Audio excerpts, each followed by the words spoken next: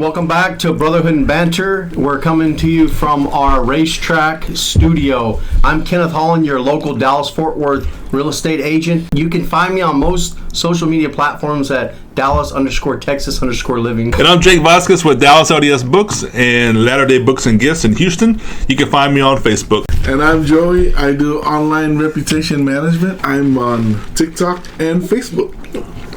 And today's session is one of our banter sessions. So I want to kick this off by so on one of our posts we had a comment, and the comment was directed towards you, and it asked about something about Cool Whip containers being fine china. We got to hear their story. We got to understand what this means. The funny thing is, I don't even know why that's so funny with my mother-in-law. Oh, because it's funny to us. Okay, so let me give them some background here first, right? You know, I grew up in the islands, right? And what islands? Samoa. Samoa. I grew up in Samoa. So I didn't really. We didn't have China, you know. And everyone said, when I came to America, they said, "Oh, China." So I'm like, what is China? They say it's your expensive dishes. I didn't know that. I didn't know we called it China. But in Samoa, at my house, we had these, well, I guess you call it China. We only use that when we have special guests come over. So like when the missionaries, we're feeding the missionaries, we have other guests. But otherwise, every time we're eating by ourselves, we just use whatever. And sometimes there were bowls whatever bowl that we bought something from the store, we saved that, wash it all off, and that's what we used to eat from. And it wasn't anything major. It was just because a lot of times we're just working outside, we come just put food in it and ate. So nothing to us. And so when I got married, we ate a lot of Cool Whip with our waffles, right? And I saved all that, and my wife's like, "What are you gonna do?" I'm like, and I use it to eat my soup in. I use it to. So my mother-in-law came over one time, and she opened the cupboard, and she sees a stack of Cool Whip bowls, and she's like, "What's going on here?" And my wife said something along the lines of, "Well, ask Joey. That's what he uses." And then Jeff Foxworthy comes out with his jokes, right? You know, the redneck jokes. Yeah. And Jeff Foxworthy going through, and then he got to a part where he says, "If you go to a family reunion and find a wife, you might be a redneck." And then he goes, "If you have a pack of Cool Whips and you call it China, you might be a redneck." And that's when I heard that, I was laughing. I'm like, oh man, I like that accent. Keep that accent. I did not know what a redneck was. That's another thing. Where I came from, that's being resourceful, right? You're just using everything you have to be resourceful. And then my mother-in-law was like, "Man, you're so redneck." But that's because I was using these bowls of Cool Whip for my bowl or for my cereal. Soup, everything. Whatever, yeah, everything. When I eat, I just put them in the bowl of Cool Whip. My dad's grandmother grew up in the Great Depression, right? No, my dad's mother. She was young, and so she hoarded a lot too. But one thing that she would always do that I remember is she would use like Cool Whip containers like that, and she would use them for bowls. She would go to my mom's, my grandmother on my mom's side for a family reunion. We'd invite her over too, and she would have like she'd make really good sweet potato pie, and so she'd bring that over with the marshmallows on top. Yeah. No, and then she would bring over something else, but she would have it.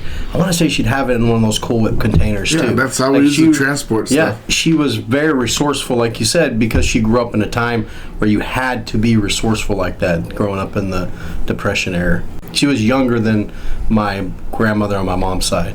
So it was interesting to see. But my grandmother on my mom's side too was also resourceful, but not as extreme as my dad's mom.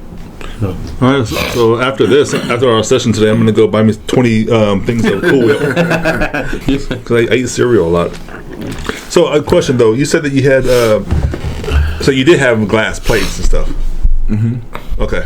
But we didn't call it China. That was only to bring out. You said they're like for guests. Yeah. Okay. Yeah. You had fine China. you know, they weren't even fine china. They were just It's like mason regular. jars. Just kidding. bro, and that's what I do too. That's what you use now. That's why I said that. use my mason jars. I drink my water or my whatever it is. I drink. My wife's like, please stop using those mason jars. We use mason jars too. Yeah. Yeah. So when next week when we go over and eat, you might be drinking out of a mason jar. Boom. That's what I do. Yeah. And there's Kathy likes it because she likes the rustic style of it too. So. there's a mason jar mug. You've seen those? I haven't, but I okay. think I would like it though. Yeah, because Mason jar mug. I grew up drinking out of mason jars too, so that's not new to me. Yeah. I like it, and it also I think it keeps the water cool. I don't know, maybe it's just I like seeing the condensation in the summer and knowing that water's cold. Who's this guy though? I don't know. I never heard of him. We had like different mugs, but like What do you mean? What guy? Mason. What? Mason. He got me. You're joking, right? Okay.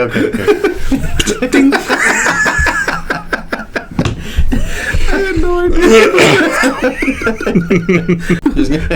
I'm like, who's Mason? What the heck? Hey, he did mention though his wife cooking food for us next week. Yes. I'm very excited about that. And what is she? What kind of food is it? So she is Panamanian. So You know, I'm sorry to interrupt you, but I didn't even know that's what you called it.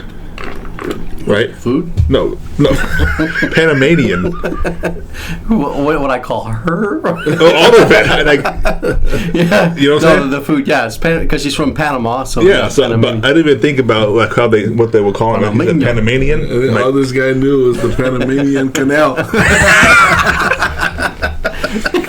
well, when he said Panamanian, I went, that's pandemonium.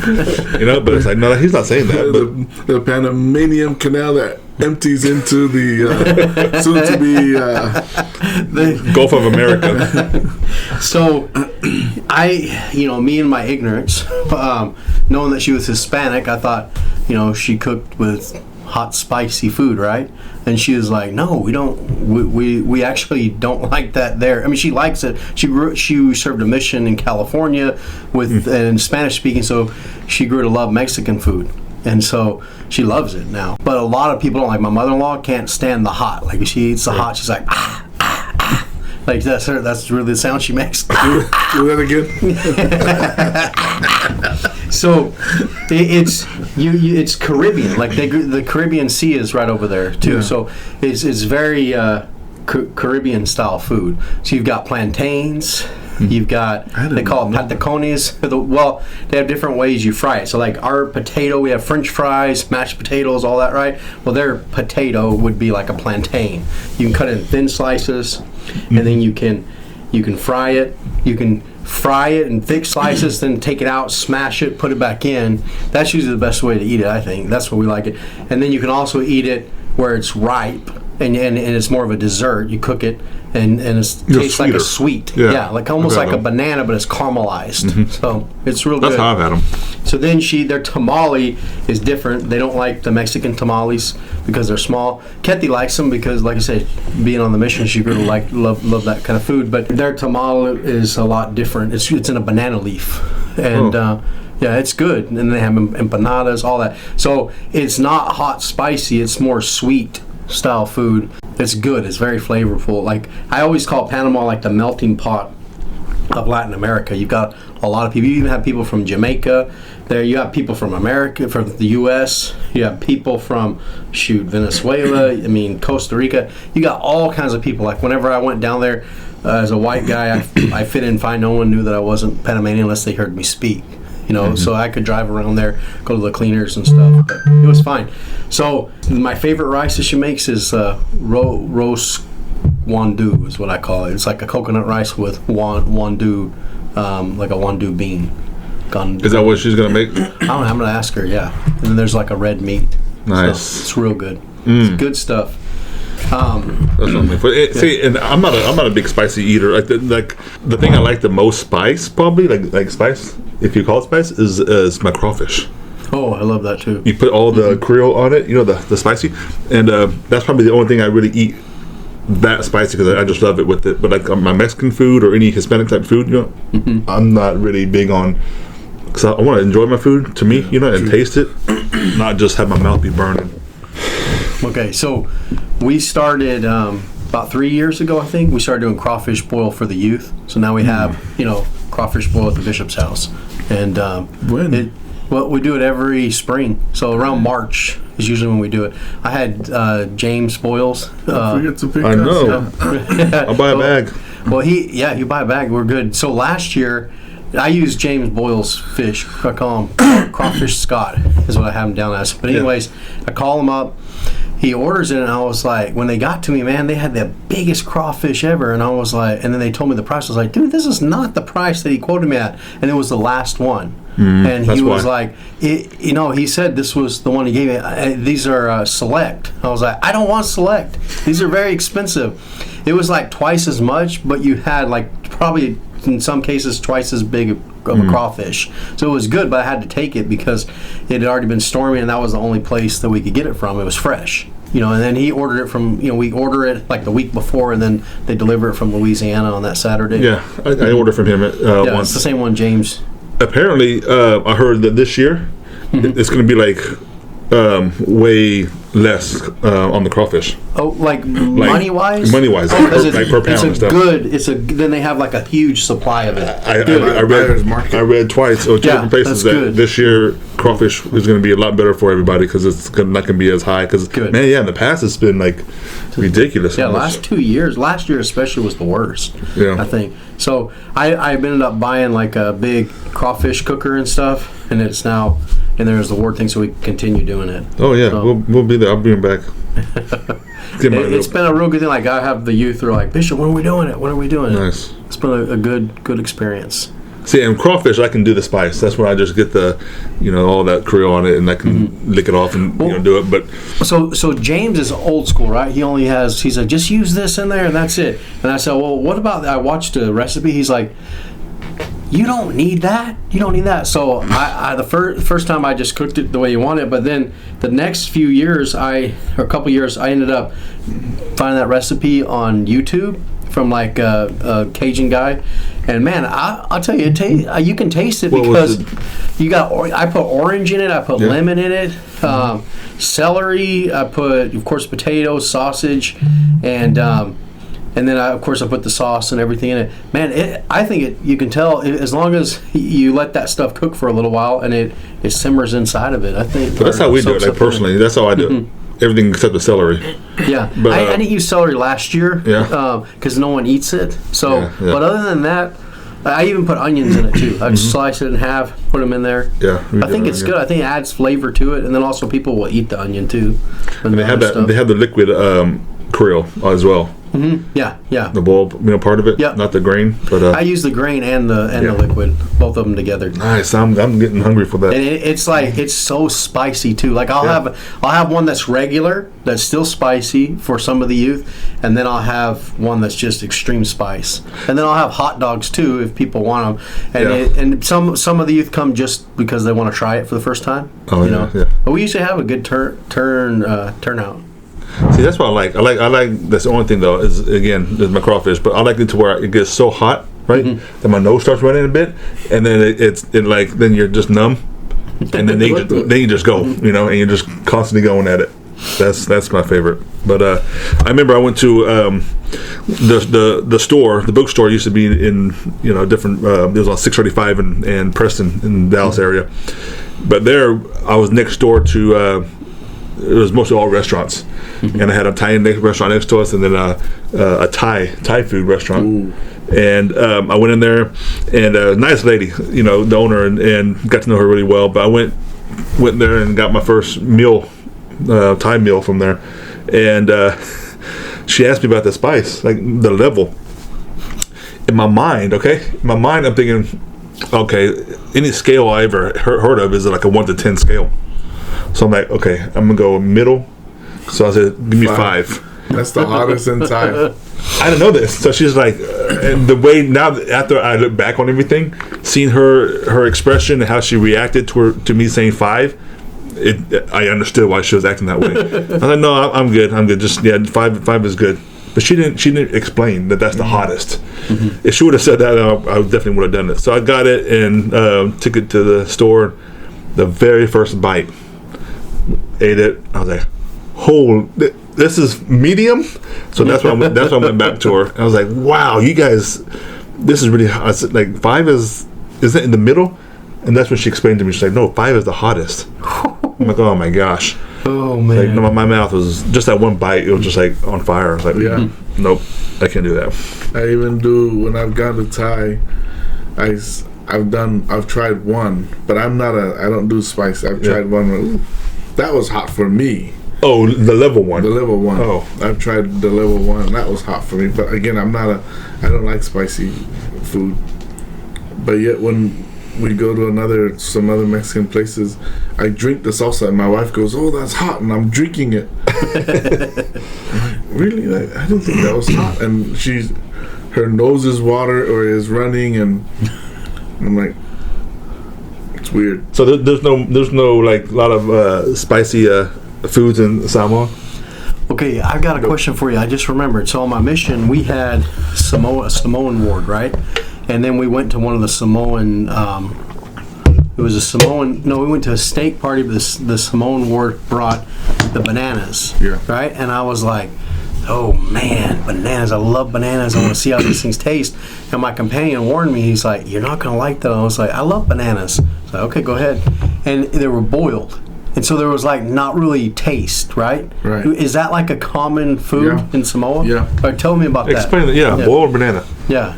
So we usually, when we get the banana, they're green bananas. And the thing is, I thought they were plantains, but some people say they're not plantains. That's what to me now, eating plantains, if I were to eat a raw plantain, that's how it tasted. Yeah. Because we get it green. It's a green plantain. Or there's another one, it's called the lady fingers. In Samoa, we call it misiluki. And then the lady fingers are the short ones. Yeah. Okay, yeah, short fat ones. So we peel off the peel. We take out the peel and then we boil it in the water, and then we just eat it. Just the peel. Yeah. What about the middle? No, You take off the peel and you just boil the whole banana. Oh, yeah. Okay. Oh, the peel. I think you boil the peel. No. Well, so when I'm lazy, I found out later it's the lazy way to do it, but I thought it was the better way to do it. So you would just put the whole bananas in the pot in the boiling water, and then you let it boil, and then you pour it out, and then you take off the peels because it's easier. Because the task of peeling the bananas, it's a hard task, and if you're trying to make it for a lot of people, it's hard work. I mean, okay, so it's not hard work, but I'm lazy. You know, when I was a teenager, I was so lazy. We lived right by the church basketball court, and we play outside. And every time I get home, I'm making my food. I'm watching them play. And I'm cooking the food, and I'm peeling the bananas, and that took a long time just to peel the bananas, and then I have to boil it. But if I boil it with the peels, then I get it out. It's faster. Now the thing is, it's hot. It's really hot. So what I do is I run it under water, under cold water. Well, it's not. We don't have any cold water or hot water inside. I just run it under water. As I'm running it, I'm taking off the peel, and then the banana is good. But my mom would always say, I can taste the difference. My mom would tell me that she says, you didn't peel the bananas, didn't you? And I'm like, she goes, I can taste the difference. To me, I don't know what the difference is. It's still the same, but because I was going to say, if you're going to take the peel off anyways, it's the same work. But I guess you answered my question because it's harder to do. Yeah, it's harder. But no, yeah, Kathy loves cooking. She loves to look about cooking, read about cooking. Like, she loves it. Yeah, like, she loves cooking. So she loves watching videos about cooking. I mean, Carrie Shepherd, he went and got some crane, and I've taken him hunting before. Crane. Sand crane. I saw Davey's. David? Yeah, he was out there doing it. Yeah. He knows I like that. And so he said, hey, I'm going crane hunting with some clients. They're taking me. And he's like, I'll bring you some, or I'll have you over for dinner. And it didn't work out. So he brought us crane. And he said they're the ribeye of the sky. And man, I watched the video. Oh my gosh, it looks like a steak. Yeah, it tastes like a steak. Does it? So this is the thing. He told me that, right? It's a bird? So I look up a video. It's a huge bird. Yes, I look up a video on it, and I was like, okay, Ketty, I got an idea how to cook it. And remember, I don't cook, but I'm thinking I know how. I come back in there, and Ketty's like, later on, this is a few days later or whatever. It's actually been there a couple weeks in the freezer, but one day she just decided to do it. So I leave the kitchen. I didn't know she was going to do it. Come back and she's cooking it. I was like, Ketty, why are you doing that? I was going to do that. Remember, there's a certain way you got to cook it. Man, I had to eat my words. It was so good, like juicy. I mean, like a steak. Like it was. My mouth's watering thinking about it. I told Carrie about it. He's like, I got the rest of it. I'm saving for whenever y'all can come over for dinner. So we need to clear our schedules too. But I've been so busy with church things on Sunday that I haven't had a chance to go over there. Were you saying we as in we or you? But I'm telling you, good question. Like my boys and I, we were just eating it, and then her mom, Ketty's mom, was there too. Like Ketty cooked. I'll have to show you a picture of it, but it's on the phone. But I'm telling you, it tasted like a steak. Wow. There was no gamey taste to it. Every once in a while, you might have a tad of game, but not even. Like it's just it truly tasted like a ribeye. That's funny you talking about this because I truly had that question when I saw his post on Facebook a couple days ago. I went and looked it all up, the bird and the meat and all that, and I looked at it. I was like, man, that looks just like a steak. If you overcook it, it'll dry out. And she just cooked it like that, but she put spices on it, cooked it like a steak, and boom, man, it was I started with, my left hand, cook right, switch over. Ended up with just that's so good. Oh, man. Really, though, it was like this, just eating it, like that. I mean, the way she cut it, too, was perfect. Like, she cut it in little pieces, put it in there, and fried it, and had the spice and stuff on it, took it right out, and, man, I'm telling you, it's like a medium, like, I love medium rare. Medium rare is what I'll eat. I love my steaks like that. So is a bird okay to eat medium rare, though? I don't know if this was medium rare. It was probably medium rare to medium well, but it wasn't. It was not well.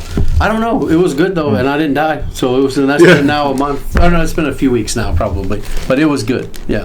So they say about a month if you die from this. About a month. Yeah. Hey, be sure and like and subscribe, and we'll be back next time. And share your stories with us.